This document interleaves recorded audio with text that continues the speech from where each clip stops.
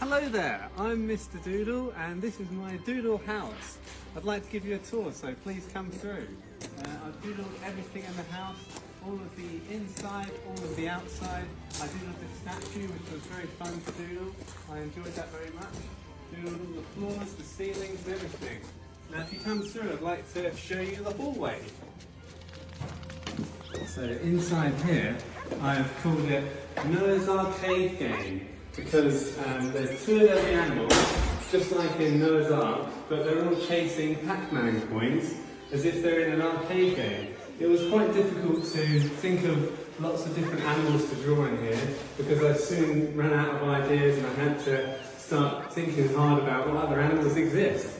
But yeah, it was fun. And here is the staircase, which is all themed around heaven and hell. So all the flat surfaces are hell, and all the upright surfaces are heaven. So there's lots of devils and evil monsters and things on the flat surfaces, and lots of angels and happy little creatures on the upright surfaces.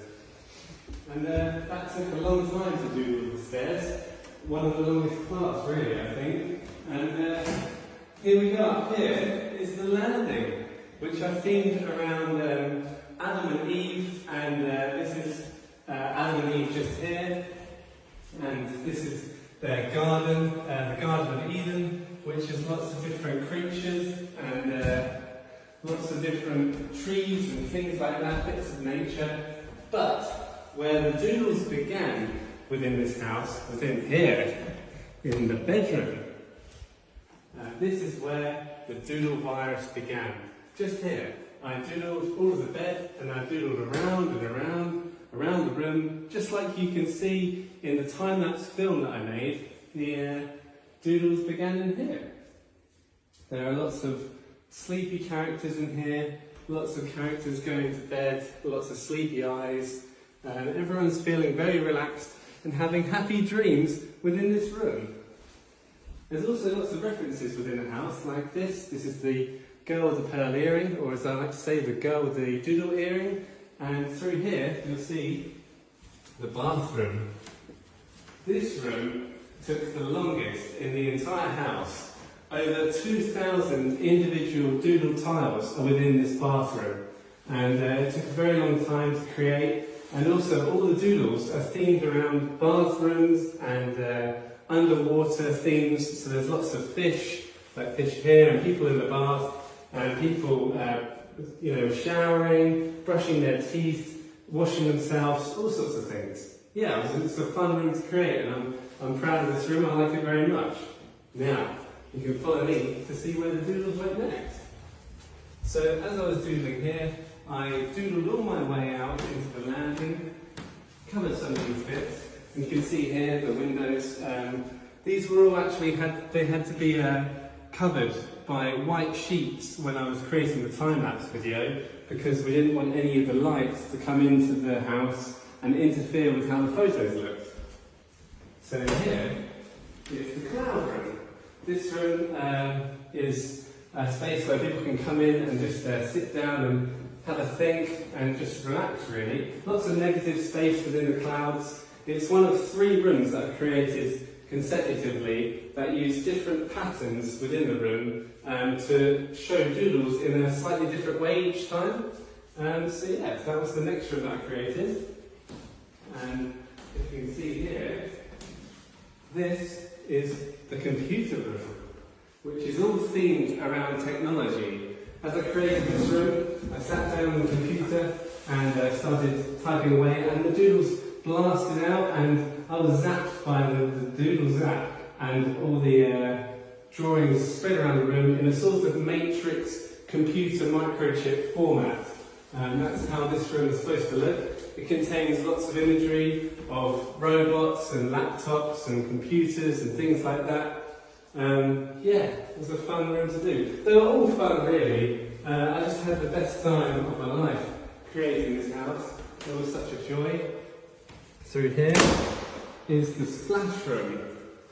This room was kind of inspired by the painting A Bigger Splash, because I liked the idea of a splash of doodles of somehow, and lots of doodles in lots of splash forms can completely consume the room. So this is the third of those 3 rooms that I was talking about that shows doodles in a slightly different way in each space. To me, this room looks like the white space is more forward, more closer to you than the doodles, and it looks like you could step through these doodles into Doodleland, which I kind of like. They look like portals into Doodleland. Yeah, so what's next?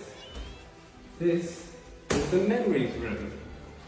Now the memories room is full of memories of me as a child. So this is me, my parents holding me as a baby, and I'm doodling on my mother. And then I grow up a little bit and I start to doodle sketches everywhere. And then I take over this tunnel, which is in Shoreditch in London.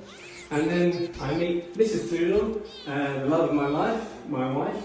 And then the plan is to doodle over the entire world, which is going to happen, whether we like it or not. So, another few references out here. American Gothic, a famous painting, and the Scream over there, which I quite like.